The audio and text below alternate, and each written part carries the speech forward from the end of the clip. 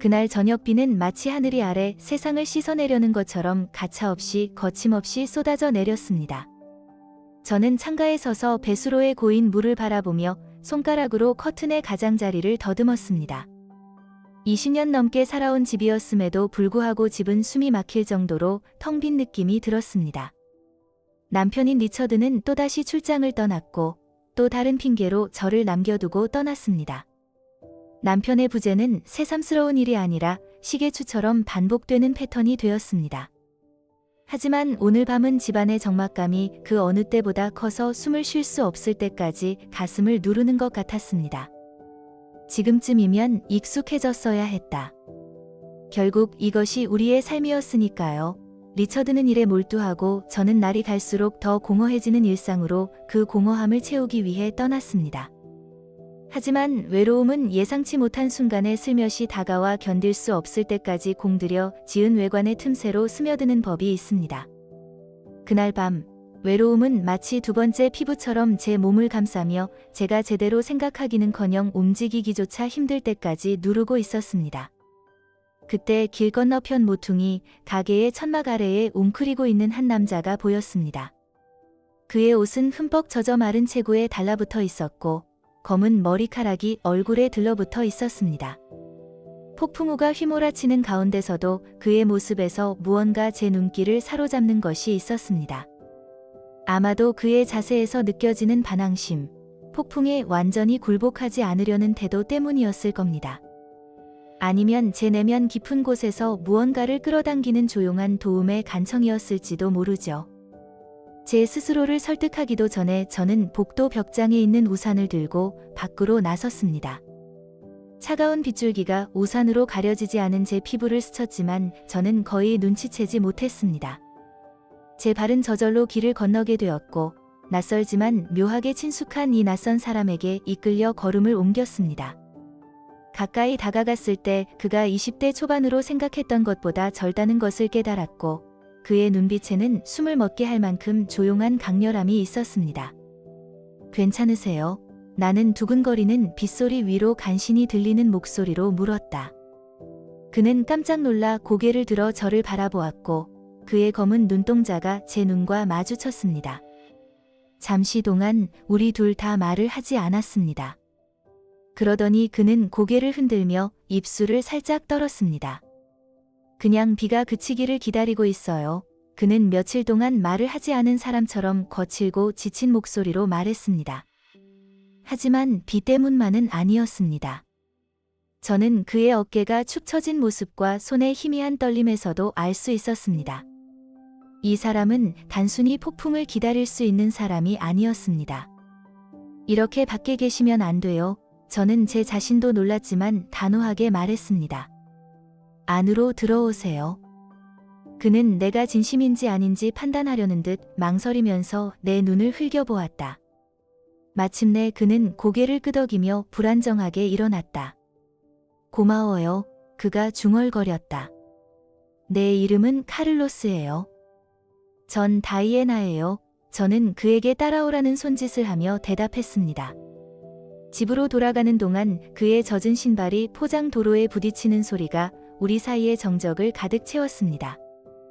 무엇이 저를 사로잡아 그를 집으로 초대했는지는 모르겠지만 그의 존재감이 주는 날 것 그대로의 모습, 딱딱한 겉모습 아래 숨겨진 연약함이 무시할 수 없는 무언가로 느껴졌습니다. 그리고 따뜻한 집 안으로 들어서자 이 순간이 모든 것을 바꿀 것이라는 느낌을 떨칠 수 없었습니다. 비가 쉴 새 없이 내리고 있었고 빗소리가 포장도로를 두드리는 소리가 거의 귀에 들리지 않을 정도였습니다. 우산을 최대한 꼿꼿이 들고 있었지만 바람이 우산 가장자리를 휘저으며 차가운 물방울을 팔과 얼굴에 흩뿌렸습니다. 그래도 저는 계속 걸었고 카를로스는 그림자처럼 제 뒤를 따랐습니다. 그의 발걸음은 느리고 조심스러웠고 물에 젖은 옷이 몸에 달라붙는 것보다 더 큰 무게에 짓눌려 있었습니다. 괜찮아요. 나는 두근거리는 빗소리 위로 간신히 들리는 목소리로 다시 물었다. 상황을 고려할 때 부적절하고 어리석은 질문처럼 느껴졌지만 제가 할 수 있는 건 그것뿐이었습니다. 그는 깜짝 놀라 고개를 들었고 그의 검은 눈동자가 집으로 돌아가는 짧은 여정을 시작한 이래 처음으로 제 눈을 마주쳤습니다. 잠시 동안 우리 둘 다 말을 하지 않았습니다. 그러자 그는 입술을 살짝 떨며 고개를 저었습니다. 비가 그치기를 기다리고 있어요. 그는 며칠 동안 말을 하지 않은 사람처럼 거칠고 지친 목소리로 말했습니다. 하지만 비 때문만은 아니었습니다. 저는 그가 짊어진 짐의 무게로 축 처진 어깨와 육체적 피로보다 더 깊은 피로를 드러내는 그의 희미한 손 떨림에서 그것을 볼 수 있었습니다. 그는 단순히 폭풍을 기다릴 수 있는 사람이 아니었다. 무엇이 그를 이 특별한 밤, 이 길모퉁이까지 오게 했는지는 날씨보다 훨씬 더 깊은 곳에 있었습니다. 이런 식으로 여기 있으면 안 돼요. 저는 제 자신도 놀랐지만 단호하게 말했습니다. 낯선 사람을 집으로 초대한다는 대담한 생각에 가슴이 뛰었지만 내 안에 무언가가 외면하지 않으려 했습니다. 들어와요. 카를로스는 머뭇거리며 내가 진심인지 아닌지를 가늠하려는 듯 내 눈빛을 살폈다. 그의 표정은 미묘하게 변했고 마치 전에 친절을 베풀었다가 빼앗긴 적이 있는 것처럼 희망과 의심이 뒤섞인 희미한 빛이 번뜩였다. 마침내 영원처럼 느껴지는 순간이 지나자 그는 고개를 끄덕이며 불안정하게 일어났습니다. 고마워요. 그는 주변의 빗소리보다 겨우 큰 목소리로 중얼거렸다. 제 이름은 카를로스입니다. 전 다이애나예요. 나는 그에게 따라오라는 손짓을 하며 대답했다. 나는 그가 마음을 바꾸거나 아예 사라지기를 반쯤 기대하면서 우산 손잡이를 꽉 움켜쥐고 집을 향해 돌아섰습니다. 하지만 어깨 너머로 힐끗 보니 그는 여전히 제 뒤에 있었고 젖은 신발이 젖은 포장 도로에 삐걱거리며 조심스러운 발걸음으로 제 뒤를 따라오고 있었습니다. 집으로 돌아오는 길은 초현실적으로 느껴졌고 한 걸음 한 걸음은 아직 완전히 파악할 수 없는 의미로 무거웠습니다. 그의 발자국 소리가 우리 사이의 정적을 가득 채웠고 가끔 멀리서 천둥 소리가 울려 퍼졌습니다. 무모하고 충동적이었고 어쩌면 순진하기까지 했던 제가 왜 그를 초대했는지 모르겠지만 무시할 수 없는 무언가가 느껴졌습니다. 그의 존재에는 날것의 느낌이 있었고 딱딱한 겉모습 아래에는 제 내면 깊은 곳에 공명을 일으키는 취약함이 있었습니다. 아마도 최근 제가 느꼈던 외로움, 리처드가 집을 비웠을 때의 숨막히는 공허함 때문이었을 거예요. 아니면 도움이 필요한 누군가에게 손을 내밀어 쉼터를 제공하려는 인간의 본능 때문일 수도 있습니다. 현관문에 다다랐을 때 저는 열쇠를 더듬으며 손가락을 안정시키려고 애를 썼지만 손가락이 떨렸습니다. 마침내 자물쇠가 딸깍 소리를 내며 열리자 저는 문을 활짝 밀고 옆으로 물러나 카를로스가 들어오라고 손짓했습니다. 그는 문지방을 넘기 전에 잠시 망설였고 자신이 정말 이 공간에 속해 있는지 확신하지 못하는 듯 움직임이 조심스러웠습니다. 집안은 차갑고 습한 바깥 세상과는 대조적으로 따뜻한 온기가 우리 둘을 감싸고 있었습니다. 저는 문을 닫아 비바람을 일단 차단하고 그를 향해 고개를 돌렸습니다. 그의 머리카락은 이마까지 헝클어져 있었고 뺨과 목에는 물방울이 흘러내리고 있었습니다. 그의 흐트러진 모습에도 불구하고 호기심과 불안감이 뒤섞인 검은 눈으로 방 안을 훑어보는 그의 모습에는 조용한 위엄이 느껴졌습니다. 여기요. 제가 침묵을 깨며 말했습니다. 수건 가져다 드릴게요. 저는 재빨리 움직여 복도 벽장에서 수건을 꺼내 그에게 건넸습니다.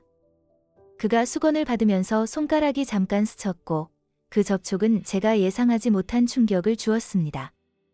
찰나적이고 사소한 것이었지만 잊혀진 멜로디의 메아리처럼 제 마음속에 오래도록 남아있었습니다. 고마워요. 카를로스는 이번에는 거의 망설이는 듯 목소리가 더 부드러워진 채 다시 말했다. 그는 머리를 말리기 시작했고 이런 단순한 보살핌에 익숙하지 않은 듯 어색하지만 신중하게 움직였습니다.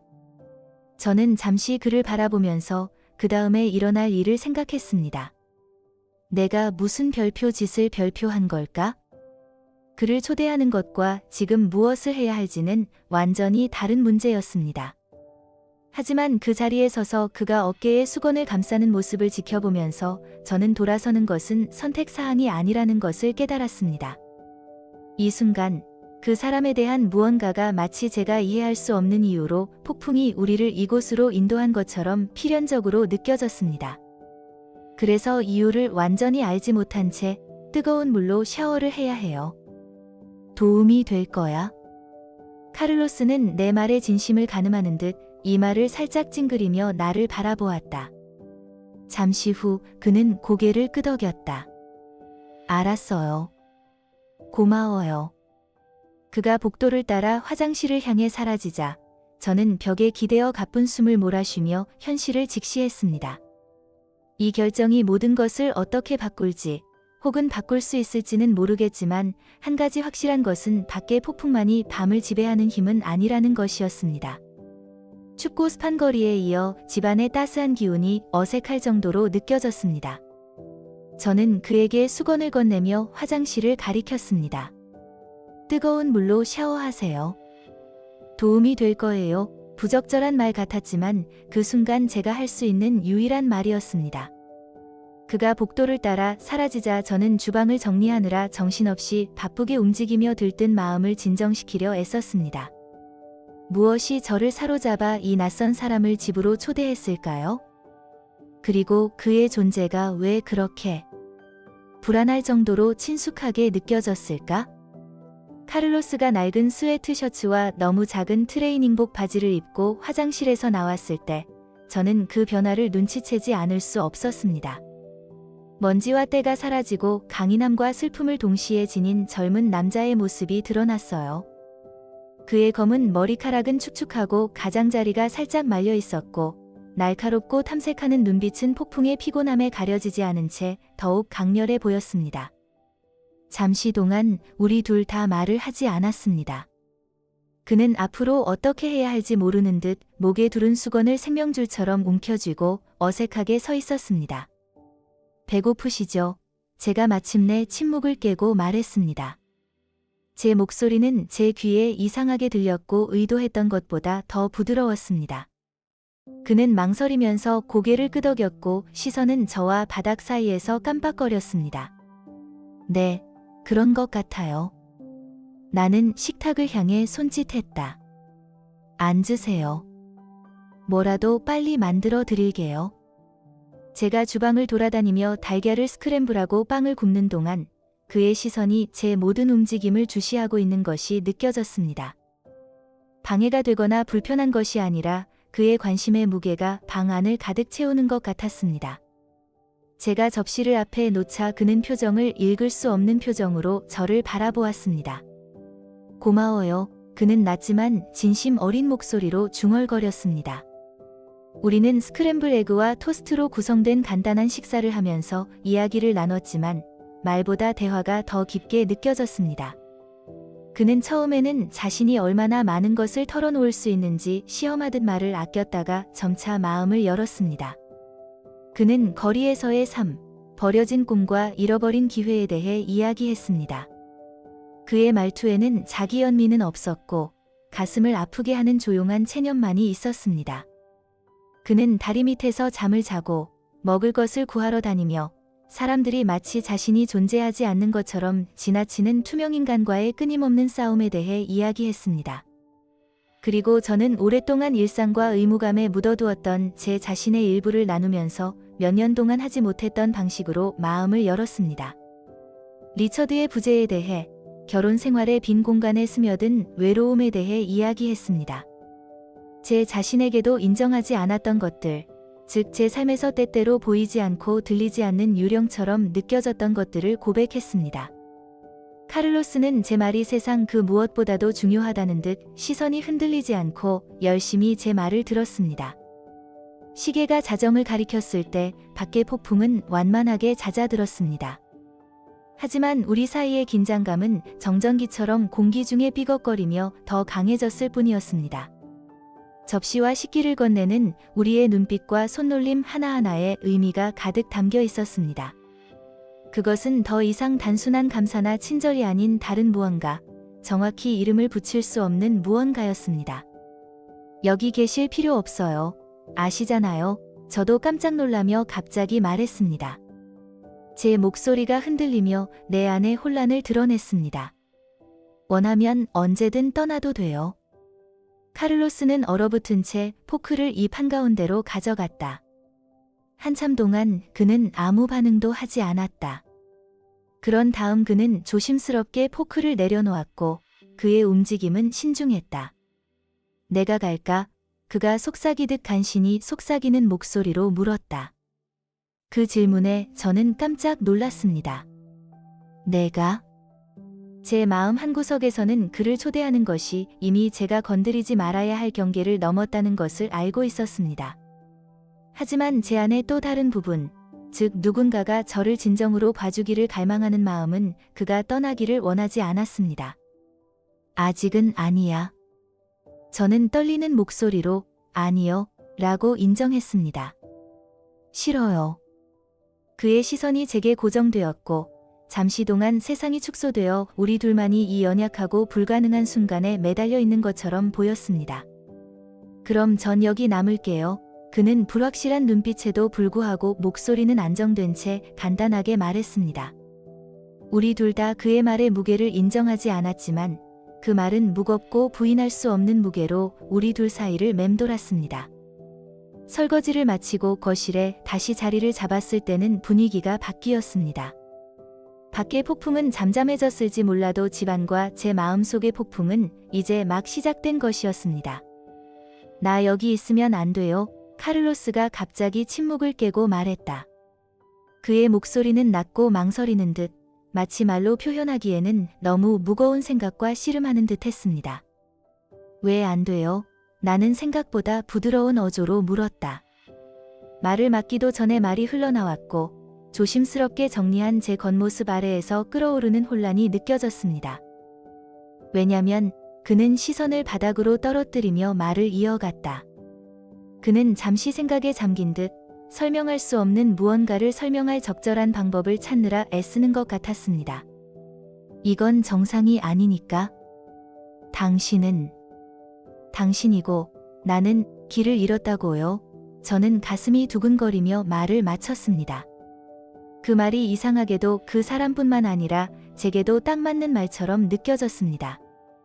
우리 둘 다 각자의 방식으로 표류하며 정확히 이름 지을 수 없는 무언가를 찾고 있지 않습니까? 그는 고통스러운 표정으로 고개를 끄덕였다. 네, 잠시 동안 우리 둘 다 움직이지 않았습니다.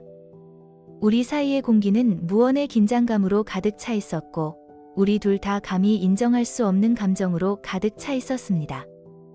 하지만 죄책감이 제 양심의 가장자리를 갉아먹는 와중에도 부인할 수 없는 힘, 즉 자기장이 저를 그에게로 끌어당기고 있었습니다.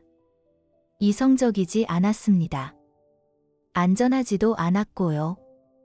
하지만 지난 몇 년 동안 느꼈던 그 어떤 것보다 더 현실적이었어요. 우리 둘 다 피할 수 없는 일이라는 무게가 무겁고 부인할 수 없는 채로 우리 사이를 맴돌았습니다. 그러다 아무 생각 없이 손을 뻗어 그의 손에 닿았습니다. 그 접촉은 저를 통해 전기처럼 생생한 전율을 보냈습니다. 그의 피부는 따뜻하고 안정감을 주었고 제가 필요로 하는지도 몰랐던 방식으로 저를 고정시켜 주었습니다. 이건 잘못됐어요. 저는 그보다는 제 자신에게 더 많이 속삭였습니다. 제 목소리가 떨리면서 내 안에서 벌어지는 갈등, 즉 욕망과 싸우는 죄책감, 본능과 싸우는 논리를 배신했습니다. 알아요. 그가 감정이 북받친 목소리로 대답했습니다. 그의 대답에는 망설임이 없었고 우리 둘 다 이해한 진실을 조용히 받아들일 뿐이었습니다. 하지만 그렇게 느껴지지는 않아요. 그의 말은 연결, 의미, 무언가를 갈망하던 제 내면의 깊은 곳에 울림을 주며 공명을 일으켰습니다. 그 말은 제 자신을 둘러싸고 있던 부정의 층을 걷어냈고 그 여파로 제 자신을 노출시키고 취약하게 만들었습니다. 그리고 이성이 개입하기 전에 제 자신을 의심하기도 전에 저는 몸을 기울여 그의 입술에 부드럽고 절박한 키스를 했습니다. 처음엔 우리가 넘어야 할 경계를 시험하는 것처럼 부드러웠고 잠정적이었습니다. 하지만 우리가 그동안 말하지 않았던 모든 것의 강렬함에 힘입어 키스는 더욱 깊어졌어요. 카를로스는 즉시 반응했고 그의 손은 제 얼굴을 쓰다듬으며 부드러우면서도 단단한 손길을 내밀었습니다. 마치 이 순간을 기다렸다가 제가 놓아주기를 허락할 때까지 참았던 것 같았어요. 그리고 이제 제가 허락한 후에는 되돌릴 수 없었습니다. 바깥 세상은 사라지고 그의 체온과 입술의 맛, 여전히 피부에 달라붙어 있는 중독성 있는 비의 향기만 남았습니다. 온몸의 모든 신경이 살아나면서 두려움과 짜릿함이 뒤섞여 따끔거렸습니다. 무모하고 위험하고 아주 잘못된 행동이었다. 하지만 그 순간에는 그 어떤 것도 중요하지 않았습니다. 다른 어떤 것도 침범할 수 없는 연약한 시간의 거품 속에 우리 둘만 존재했으니까요. 마침내 우리가 헤어졌을 때 우리 둘은 가쁜 숨을 몰아쉬며 이마를 맞대고 정신을 차리려고 애썼습니다. 저는 방금 일어난 일을 이해할 수 있는 어떤 말이든 하려고 입을 열었습니다. 하지만 아무 말도 나오지 않았습니다. 어떻게 그럴 수 있을까요?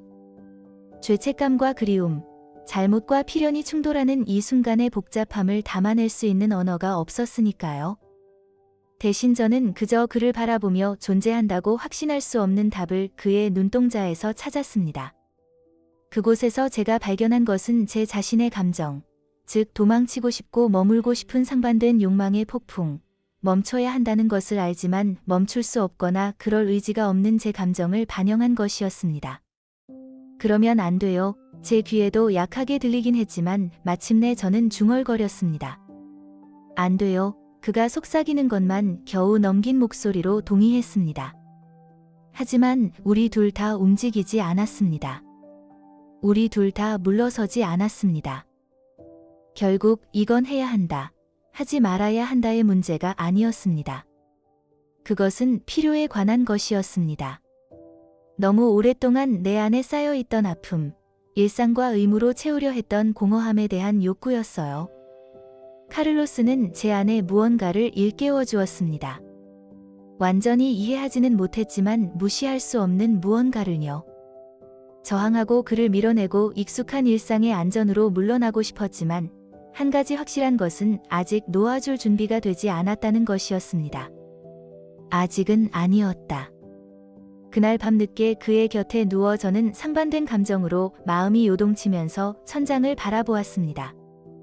방은 우리의 호흡 소리를 제외하고는 조용했고 그는 느리고 고른 호흡을, 나는 얕고 고르지 않은 호흡을, 마치 내 몸이 진정할지 공황 상태에 빠질지 결정하지 못하는 것처럼 안정적이지만 서로 맞지 않는 호흡을 하고 있었습니다. 내가 무슨 짓을 한 걸까? 어떻게 이런 일이 일어나도록 내버려둔 걸까? 질문들이 폭풍처럼 제 머릿속을 휘몰아쳤고 하나하나가 이전보다 더 비난적이었습니다. 하지만 죄책감이 양심의 가장자리를 갉아먹는 와중에도 저는 몇 년 만에 처음으로 진정으로 살아있다고 느꼈다는 사실을 부정할 수 없었습니다. 카를로스의 존재와 그의 손길은 오랫동안 죽었다고 생각했던 제 안에 무언가를 일깨워 주었습니다. 그것은 단지 육체적인 것이 아니라 그보다 더 깊은 곳에 있었습니다. 그 찰나의 순간 동안 저는 눈에 띄지 않고 인정받지 못하고 보이지 않는 삶을 살던 여자가 아니었습니다. 저는 눈에 띄었습니다. 정말로요. 그리고 그것은 저를 흥분시키는 것만큼이나 두렵게 했습니다. 하지만 우리가 처한 현실은 모든 것에 그림자를 들이우며 크게 다가왔습니다. 그는 20살의 노숙자였고 제가 세심하게 구축한 세계와 전혀 어울리지 않는 사람이었습니다. 그의 삶은 쓰레기통에서 주워온 음식 찌꺼기, 다리 밑에서 보낸 밤, 생존의 무게에 짓눌려 포기한 꿈 등 혼돈의 연속이었습니다. 반면에 제 삶은 무미건조하고 예측 가능하며 단조로움에 질식할 것만 같았습니다. 우리는 우연과 절망에 의해 서로 다른 세계에 떨어져 있었습니다. 그리고 저는 사랑 없는 결혼 생활에 갇혀 더 이상 나를 만족시키지 못하는 삶의 잔재에 집착하는 유부녀였습니다. 아이러니는 저를 놓치지 않았습니다. 남편인 리처드는 같은 집에 살았지만 모르는 사람이나 다름없었습니다. 우리의 대화는 형식적이었고 유대감은 존재하지 않았습니다. 우리는 나란히 공간을 공유하는 두 사람으로 존재했지만 그 외에는 아무것도 없었습니다. 그런데 저는 잘 알지도 못하는 사람 옆에 누워 하룻밤 사이에 리처드와 몇 년 동안 느꼈던 것보다 더 큰 유대감을 느꼈습니다. 너무 고통스러울 정도로 잘못된 일이었지만 마치 내 삶의 균열이 마침내 활짝 벌어져 카를로스가 빠져나가는 것처럼 피할 수 없는 일처럼 느껴졌다. 나는 고개를 살짝 돌려 희미한 불빛 속에서 그를 바라보았다. 그의 얼굴은 잠든 듯 편안했고 평소 그의 이목구비에 가득했던 긴장이 풀렸다.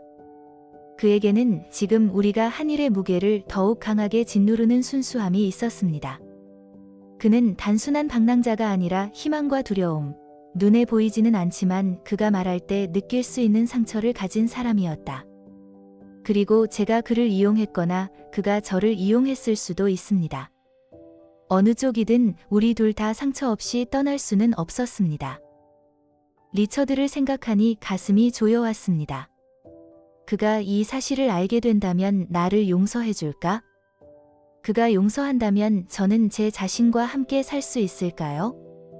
배신은 아무리 많은 사과를 해도 되돌릴 수 없는 일이었습니다.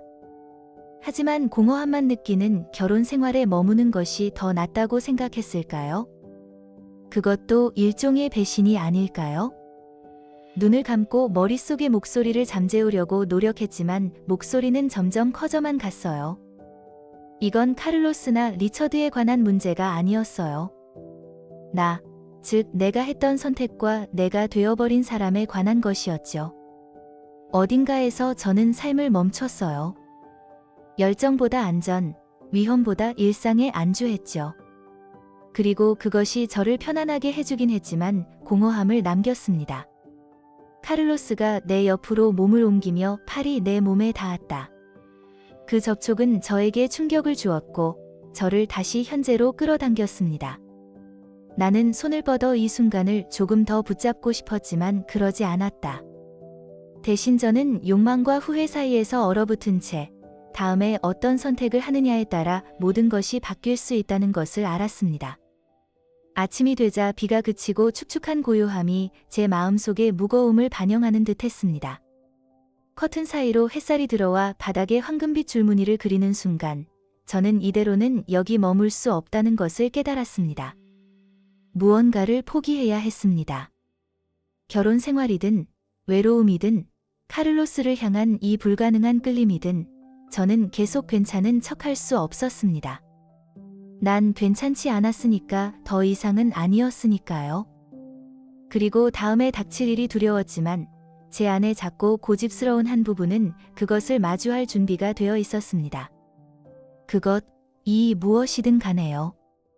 아침이 되자 블라인드를 통해 들어오는 햇빛은 우리가 만들어낸 감정의 뒤엉킴을 드러내며 잔인하게 느껴졌습니다.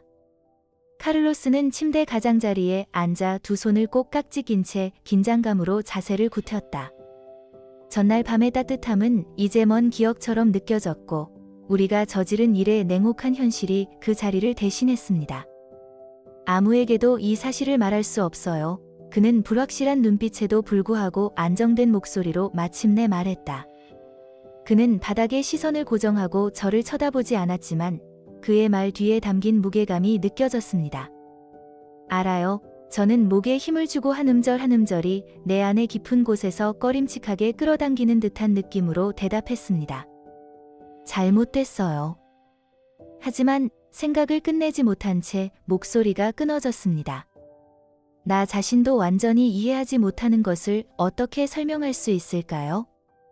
내 양심을 갉아먹는 죄책감과 그를 향한 부인할 수 없는 끌림을 어떻게 조화시킬 수 있을까요? 하지만 그런 일이 있었어요. 그의 말투는 사실적이면서도 저와 비슷한 아픔으로 물들어 있었습니다. 그때 우리는 서로 눈빛을 주고받았고 그 순간 저는 그의 표정에서 욕망과 의무, 갈망과 논리가 충돌하는 동일한 갈등이 비춰지는 것을 보았습니다. 우리 둘 다 그 일을 후회하지 않았습니다. 오랫동안 묻어두었던 내면의 일부가 깨어났는데 어떻게 후회할 수 있을까요? 하지만 우리 둘 다 그 일의 심각성, 우리의 행동이 외부로 파급되어 우리뿐만 아니라 다른 사람들의 삶에도 영향을 미칠 수 있다는 사실을 잘 알고 있었습니다. 아무도 다치게 하고 싶지 않아요. 저는 상황의 엄중함이 저를 짓누르자 목소리가 떨리면서 인정했습니다. 리처드의 얼굴, 그의 무표정한 미소, 산만한 눈빛이 머릿속을 스쳐 지나갔습니다. 그의 모든 결점에도 불구하고 그는 이런 배신을 당할 자격이 없었습니다. 그런데도 저는 돌이킬 수 없는 일의 여파에 시달리고 있었습니다. 나도 그래요. 카를로스가 부드럽게 말하며 소용돌이치는 내 생각을 잘라냈다. 그의 목소리에는 조용한 확신과 진심이 담겨 있어 제 가슴을 조여왔습니다. 하지만 아무 의미도 없는 척하고 싶지도 않아요. 그의 고백은 제가 그토록 애써 무시하려 했던 진실과 마주하도록 강요했습니다. 그것은 저뿐만 아니라 그분에게도 의미 있는 일이었습니다. 이것은 한순간의 나약함이나 무모한 방종이 아니었습니다. 그보다 더 깊고, 더 심오하고, 훨씬 더 위험한 일이었습니다. 한참 동안 우리 둘 다 말을 하지 않았습니다. 우리 사이의 침묵은 말하지 못한 두려움과 욕망으로 가득 찬 무거운 것이었습니다. 밖에서는 자동차가 지나가고 새가 지저귀는 등 세상은 무심한 듯 계속 전진하고 있었지만 안에서는 시간이 멈춰 있는 듯 했습니다. 모든 숨소리가 신중하게 느껴지고 모든 움직임에 의미가 부여되었습니다. 마침내 정적을 깼어요. 이제 어떡하지? 제 목소리는 속삭이는 것만 같았고 연약하고 불확실했습니다. 카를로스는 저를 향해 고개를 돌렸고 그의 검은 눈동자는 제가 확신하지 못하는 답을 찾으려는 듯 저를 응시했습니다. 모르겠어요. 그는 우리가 공유한 비밀에 대한 부담감에 어깨가 약간 축 처진 채 인정했다. 하지만 조심해야 해요. 누군가 알게 되면 그는 문장을 끝낼 필요가 없었습니다. 그 의미는 공중에 매달려 숨이 막힐 것만 같았습니다. 나는 목구멍에 걸린 덩어리를 힘겹게 삼키며 고개를 끄덕였다. 우리가 알아서 할 거야. 입술을 떠나는 순간에도 공허한 느낌이 들었지만 나는 말했다. 위험과 결과로 가득 찬 일을 어떻게 헤쳐나갈 수 있을까요? 하지만 소리내어 말하니 작은 위로가 되었고 어쩌면 이 혼란을 이해할 수 있는 방법을 찾을 수 있을지도 모른다는 희망의 신락 같은 희망이 생겼습니다. 그때 카를로스가 손을 뻗어 제 손을 스쳤습니다. 그 접촉은 저에게 충격을 주었고 현재의 순간에 멈춰 서게 했습니다. 우리 함께, 그가 단호하고 굳은 목소리로 덧붙였다. 무슨 일이 일어나든 우리는 함께 이겨낼 겁니다. 그의 결연한 목소리는 저를 놀라게 했고 두려움 속에서도 용기가 꿈틀거리는 내면의 깊은 곳을 자극했습니다. 저는 그를 믿고 싶었고 돌이킬 수 없는 해를 끼치지 않고 어떻게든 이 거미줄을 풀 수 있다고 믿고 싶었습니다. 하지만 앞길은 그림자에 가려져 있었고 아무리 조심스럽게 움직여도 언젠가는 그 결과가 우리를 따라잡을 것이라는 느낌을 떨칠 수 없었습니다. 하지만 지금으로서는 아름답고도 치명적인 비밀에 묶인 우리 둘만이 남아 있었습니다. 햇빛이 방 안으로 계속 쏟아져 들어와 구겨진 시트에 황금빛 줄무늬를 들이우는 동안 저는 잠시 명료한 순간을 맞이했습니다. 앞으로 어떤 일이 닥치든 어떤 선택이 우리 앞에 놓이든 한 가지 확실한 것은 우리가 함께한다는 것이었습니다. 그리고 지금은 그것으로 충분할지도 모릅니다. 그 후 며칠 동안 카를로스는 저와 함께 지내며 거의 자연스러운 방식으로 집안일을 도왔습니다. 새는 수도꼭지를 고쳐주고 식료품을 집 안으로 옮기고 심지어 몇 달 동안 정리하려고 했던 오래된 상자를 정리하는 것도 도와주었습니다. 우리가 함께하는 일의 리듬은 마치 두 사람이 아무 문제 없이 삶을 함께 헤쳐나가는 것처럼 정상적이라는 착각을 불러일으켰습니다. 하지만 그 이면에는 우리 사이의 모든 움직임과 눈빛이 무언의 긴장감으로 가득 차 있었습니다. 우리는 무슨 일이 있었는지 이야기하는 대신 우리를 지탱해주는 일상적인 업무에 집중했습니다. 단순한 죄책감이 아니라 우리가 사회가 용서할 수 없는 선을 넘었다는 사실에 대한 두려움 때문이었습니다. 하지만 그 모든 것의 무게에도 불구하고 그의 존재에는 묘한 위안이 있었습니다. 그 찰나의 순간 동안 저는 외롭지 않았습니다. 어쩌면 그것이 가장 위험한 부분이었을지도 모릅니다. 그것이 얼마나 잘못된 것인지 알면서도 이 관계를 너무 간절히 갈망했던 것이죠. 하지만 현실은 여전히 크게 다가왔습니다. 제 집에서 그의 존재는 영원히 지속될 수 없었습니다. 도둑맞은 날들을 붙잡고 싶었지만 일시적이라는 것을 알고 있었습니다. 그래서 그가 떠날 때가 되었을 때 저는 피할 수 없는 작별이 두려웠습니다. 어디로 가세요? 저는 속삭이듯 간신히 속삭이는 목소리로 물었습니다. 주방 카운터 가장자리를 움켜쥐고 나를 압도하려는 감정의 물결을 막으려 애쓰면서 손이 살짝 떨렸습니다. 카를로스는 대답을 망설이다가 창밖 지평선에 시선을 고정했습니다. 모르겠어요. 그는 불확실한 어조로 마침내 인정했습니다. 하지만 어디에 있든 이걸 기억할 거예요. 우리요. 그의 말은 제 배를 때리는 듯한 충격으로 다가왔고 직면할 준비가 되지 않은 감정을 불러일으켰습니다. 눈가에 눈물이 맺혔지만 억지로 미소를 지으며 고개를 끄덕였습니다. 조심해, 카를로스. 당신도요, 다이애나. 그의 목소리는 내 가슴을 조여오는 끝맺음이 담긴 목소리로 말했다. 우리 사이에는 후회, 두려움, 지킬 수 없다는 것을 알고 있는 약속 등 말하지 못한 것이 너무 많았지만 우리 둘 중 누구도 말하지 않았습니다. 대신 우리는 말로 다 표현할 수 없는 모든 것을 무거운 침묵이 우리를 대변하도록 내버려 두었습니다. 그는 문 옆에 놓여있던 낡은 배낭을 집어들고 나가려고 돌아섰습니다. 저는 잠시 그를 말려서 그의 마음을 바꿀 수 있는 어떤 말이라도 해야겠다고 생각했습니다. 하지만 제가 무슨 말을 할 수 있을까요? 부탁할 자격이 없는데도 그가 머물기를 원한다고? 상황을 고려할 때 내가 그를 더 걱정한다고? 아니요. 어떤 것들은 말하지 않는 편이 낫습니다. 그가 정문 너머 군중 속으로 사라져가면서 저는 다시는 마주치지 않겠지만 그날 밤의 충격은 영원히 제게 남을 것이라는 사실을 깨달았습니다. 육체적인 행위나 친밀감을 나눈 것뿐만 아니라 그가 저를 소중한 사람처럼 다시 살아있다고 느끼게 해준 것이었습니다. 볼 가치가 있고 들을 가치가 있는 사람. 그가 떠난 후 집은 더 공허하게 느껴졌고 이전과는 다른 방식으로 고요함이 저를 누르고 있었습니다. 그의 웃음소리, 그의 따뜻한 손길, 나를 바라볼 때마다 부드러워지던 그의 눈빛 등 구석구석에 그에 대한 기억이 울려 퍼지는 것 같았습니다. 저는 유령처럼 그 공간을 돌아다니며 그가 사용했던 담요를 접고 그가 커피를 마셨던 머그잔을 씻고 그가 앉았던 의자를 곧게 펴는 등 그가 잠시 머물렀던 흔적을 정리했습니다. 모든 작업이 작은 의식처럼 느껴졌고 그가 떠났다는 사실을 받아들이면서도 그를 붙잡는 방법이기도 했습니다. 저녁이 되자 몸과 마음 모두 지쳐가고 있었습니다. 저는 와인 한 잔을 따라 마시고 뒷 현관으로 나가 시원한 밤 공기가 저를 감싸 안도록 했습니다.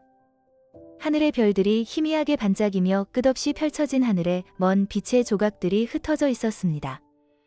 그 별들은 세상이 얼마나 광활한지 내 삶 너머에 얼마나 많은 생명들이 존재하는지 상기시켜 주었지만 지금 이 순간에는 그 어떤 것도 중요하지 않았습니다.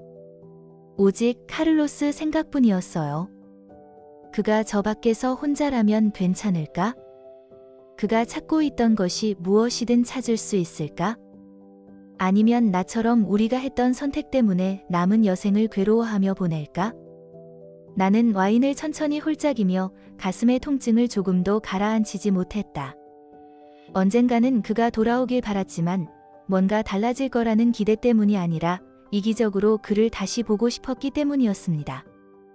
그의 목소리를 듣고 그의 따뜻한 체온을 마지막으로 한 번 더 느끼고 싶었죠. 하지만 마음속 깊은 곳에서는 그럴 수 없다는 것을 알았습니다. 우리가 나눴던 시간은 찰나에 불과했고 다시는 되돌릴 수 없는 시간 속에 멈춰버린 순간이었으니까요. 하지만 고통스러웠지만 후회하지는 않았어요. 오랫동안 죽어 있었다고 생각했던 내 안에 무언가를 일깨워줬는데 어떻게 후회할 수 있겠습니까? 죄책감은 여전히 제 양심의 가장자리를 갉아먹고 있었고 평생을 안고 살아야 한다는 것을 알았습니다. 하지만 죄책감과 함께 감사한 마음, 즉 아무리 짧았던 인연에 대한 감사와 가장 어두운 순간에도 여전히 아름다움을 발견할 수 있다는 사실을 상기시켜준 것에 대한 감사가 함께 있었습니다. 별빛 아래 서서 저는 제 자신과 조용히 약속을 했습니다. 다음에 무슨 일이 일어나든 정면으로 맞서겠다고요. 내 행동의 결과를 피하지 않고 내가 누구인지 드러난 진실을 숨기지 않겠다고요. 앞으로 나아가는 것이 쉽지는 않겠지만 저는 제 자신과 카를로스에게 노력해야 할 의무가 있습니다. 때때로 사랑은 행복한 결말에 관한 것이 아니니까요. 때로는 흔적을 남기는 순간에 대한 것이기도 하고 나중에야 완전히 이해할 수 있는 방식으로 우리를 형성하는 것이기도 합니다. 우리의 이야기는 여기서 끝날지 모르지만 그 메아리는 오래도록 남아 혼돈과 아픔 속에서도 빛을 찾을 수 있는 가능성은 언제나 존재한다는 것을 상기시켜 줍니다. 삶은 언제나 그랬던 것처럼 하루하루가 몇 주, 몇 달로 이어졌습니다. 리처드는 우리 집에 몰아친 폭풍우를 잊은 채 여행에서 돌아왔습니다. 그의 존재는 다시 집안을 가득 채웠고 여행 이야기를 들려주는 그의 목소리는 복도에 울려 퍼졌고 그의 웃음소리는 언제나처럼 울려 퍼졌습니다. 그에게는 아무것도 변한 것이 없었습니다. 하지만 저는 달랐습니다. 그 비 오는 밤 낯선 사람에게 문을 열어줬던 여자는 그의 뒤에서 문을 닫았던 여자가 아니었습니다. 리처드를 바라볼 때마다, 함께 식사를 할 때마다, 소파에서 조용히 저녁을 보낼 때마다 제 비밀의 무게가 무겁게 느껴졌습니다. 그것은 단순한 죄책감이 아니라 자각이었습니다. 우리가 얼마나 멀어졌는지, 겉모습을 가꾸기 위해 얼마나 많은 것을 묻어버렸는지에 대한 자각이었죠. 하지만 익숙함의 편안함, 일상의 안전함을 부정할 수는 없었습니다. 리처드는 나를 보지 못했을 수도 있고, 진정으로 나를 보지 못했을 수도 있지만, 그는 여전히 내 삶의 일부였으며, 내가 누구인지에 대한 실을 엮어 놓은 실이었습니다.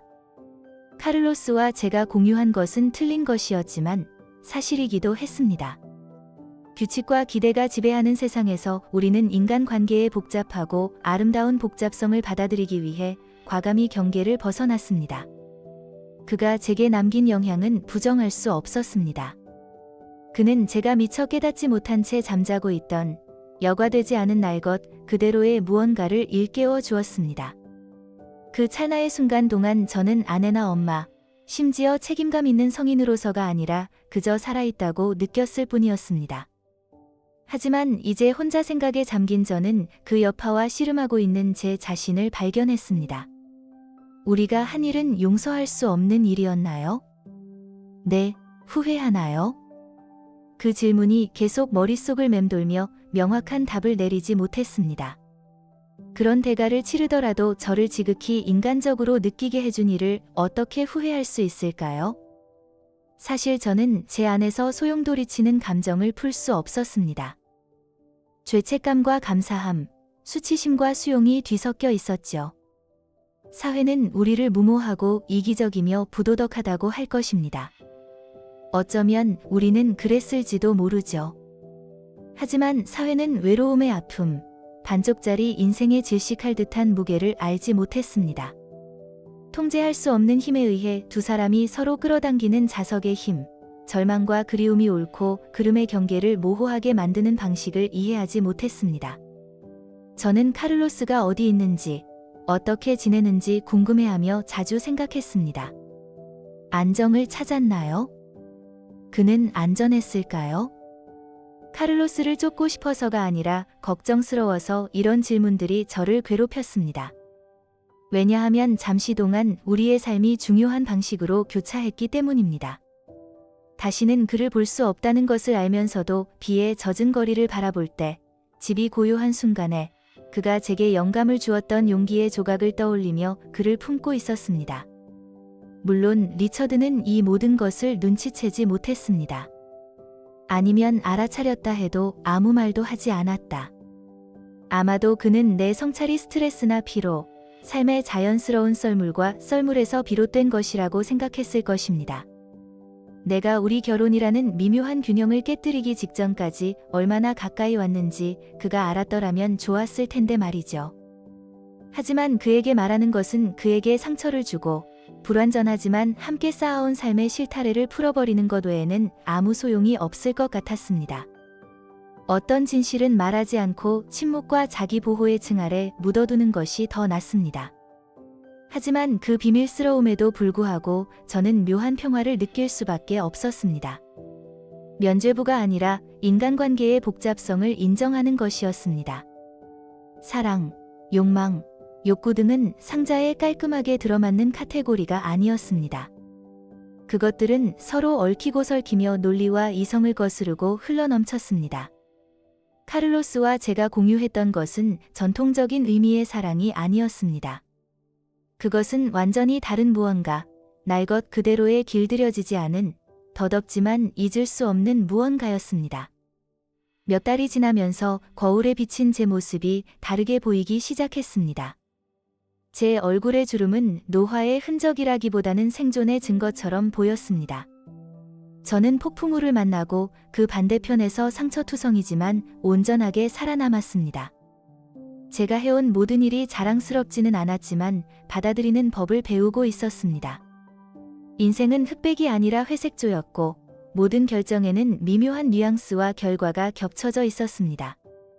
어느 날 저녁, 현관에 앉아 수평선 아래로 지는 해를 바라보며 저는 육체적으로뿐만 아니라 감정적으로도 제가 걸어온 여정을 되돌아볼 수 있었습니다. 카를로스가 제 인생에 들어오기 전에 저는 이제 거의 알아보지 못하는 사람이었습니다. 그녀는 두려워하고 안주하고 자신이 완전히 믿지 못하는 운명에 체념하고 있었죠.